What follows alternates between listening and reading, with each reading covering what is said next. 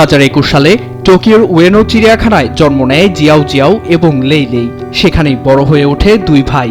2024 সালে তাদের বাবা মাকে চীনে ফিরিয়ে নেওয়ার পর থেকে দর্শনার্থীদের আকর্ষণের কেন্দ্রবিন্দু হয়ে উঠেছিল জিয়াও জিয়াও ও লেইলেই। তাদের দুষ্টু মিষ্টি স্বভাব সকলকে আকৃষ্ট করত। তাদের চলে যাওয়ার খবর সকল অনুরাগীর মনে নাড়া দেয়। তাই গত 14 জানুয়ারি সম্মিলিত রিজার্ভেশন ও লটারি ব্যবস্থা চালু করে চিড়িয়াখানা কর্তৃপক্ষ। ওদের স্বপ্ন পূরণে পাশে থাকতে পেরে আমরা গর্বিত। শেষবারের মতো পান্ডা যুগলকে দেখতে উয়েনো চিড়িয়াখানায় ভিড় জমান স্থানীয়রা। 癒しでもあったし、その成長を見守るのが ওরা সত্যিই আমার খুব আপন হয়ে উঠেছিল। আমি ওদের বড় হয়ে উঠতে দেখেছি। জিয়াও জিয়াও এবং লেইলেই আমার সন্তানের মতো।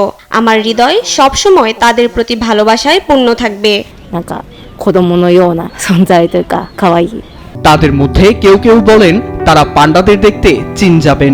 ফেব্রুয়ারিতে ফেরত দেওয়ার কথা থাকলেও সময়ের আগেই ফিরে যেতে হচ্ছে দুই ভাইকে। তাই অনেকেই বলছেন চীন জাপান সম্পর্কের অবনতির কারণেই এই সিদ্ধান্ত নেওয়া হয়েছে।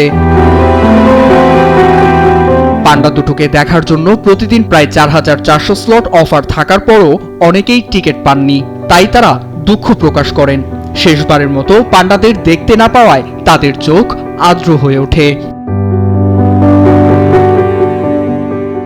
Desk report, news 24।